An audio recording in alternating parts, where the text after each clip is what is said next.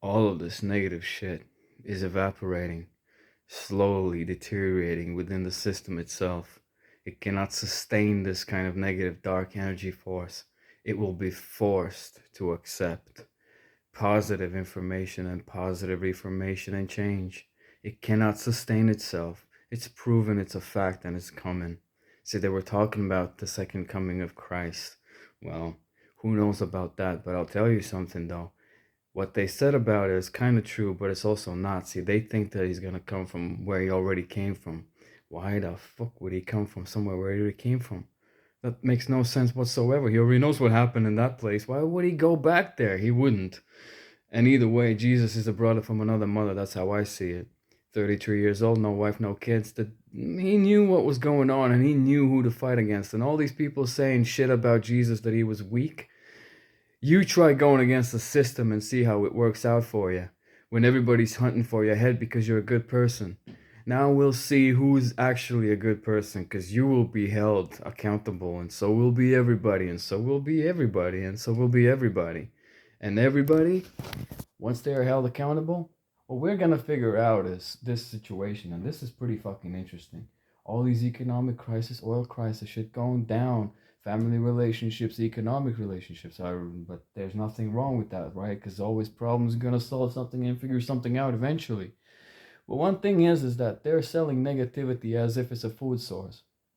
Don't bite into it. What's the point anyway? You're gonna keep starving and keep going back for more. What I say is this, and I'm not even saying it, but just think about it.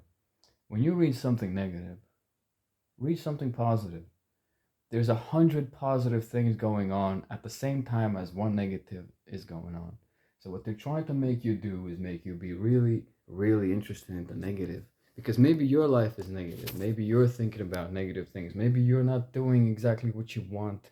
Maybe you're not as successful as you wanted to be, as you thought you would be. Maybe your dreams, your hopes, your aspirations aren't really building up as much as you thought they would. Well, I'll tell you what though. Keep fucking fighting. Keep fucking going. You never know what's going to happen tomorrow. Nobody does. Except some people will tell you that they know, but they don't actually know, but they'll tell you that they know, just like the news, just like the weather. They'll tell you, oh yeah, we know what's going to happen. We 1 week, we can predict it. We got space balloons, we got fucking astronomical alignments and zodiacs and all that bullshit. Well, they can figure out, all right, yeah, well, cool, man, yeah, but you don't really fucking know. Because if you did, you wouldn't know that I'd be making this video talking about it, would you? Maybe you did, but I don't think that you do because there's free roaming going on right now. Like in Grand Theft Auto, we're free roaming. You ain't got control anymore. I mean, you think you do. You can control some fucking little things, little here or there's, but really you don't. And you've lost it. And now it's about you admitting it. And there's going to be a fight, most likely, but we've won already anyway. I mean, anybody who's that kind of a person. I mean, good luck holding on to it. It's not gonna happen. It's like you got it for a long time, but not anymore. No, it's going away. I mean, people like me. What you think? What you think is gonna take for me to start talking about these sorts of things and bringing them up into the fucking world, huh? Anybody who's like me is gonna talk about these sorts of things. Are you crazy? I would never put myself on a camera and put myself on the internet. And I tried a couple of times, but always deleted everything. Why would I talk about it? Do you know what though? I'll tell you what.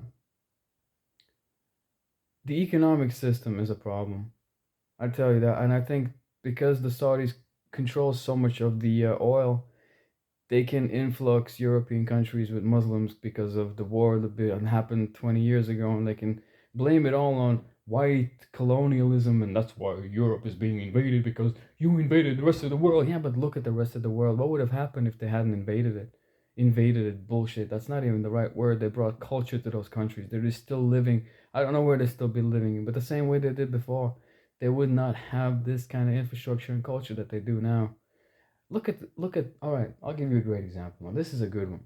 Look at the size. Now, if you got a map, look at the size of the European continent compared to the rest of the world. Why is everybody coming here?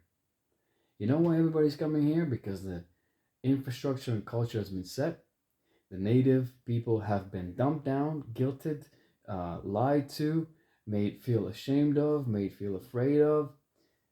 Yeah, come in. Yeah, oh, I'm so sorry. You're LGBTSW, GYWN. Come in. Everybody's a friend. You know what? Somebody said this. I heard somebody say this a couple of days ago.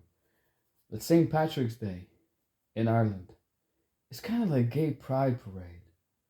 I've over blah blah blah, and it's just, you know what, that gave me a really bad taste of it. It's just, it does not make any. St. Patrick's Day is a cultural Irish holiday, historic, remembrance, and it's got a cultural impact. You compare it to some kind of a imaginary festival where you feel comfortable and you feel safe. That's got nothing to do with it.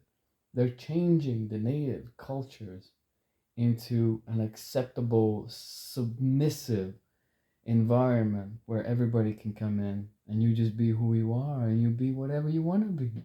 Yeah, well, that's not the way that it is, not going forward. Ireland is for the Irish, and St. Patrick's Day is a celebration of the Irish culture. And if you do not accept it, then why are you in Ireland?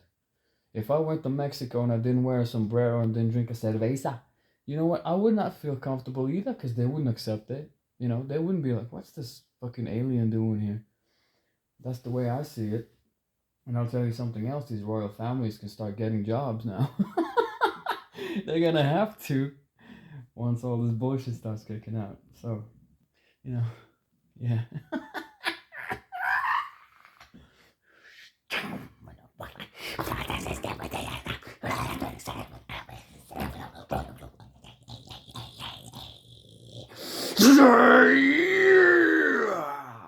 Yeah, my baby driving me away.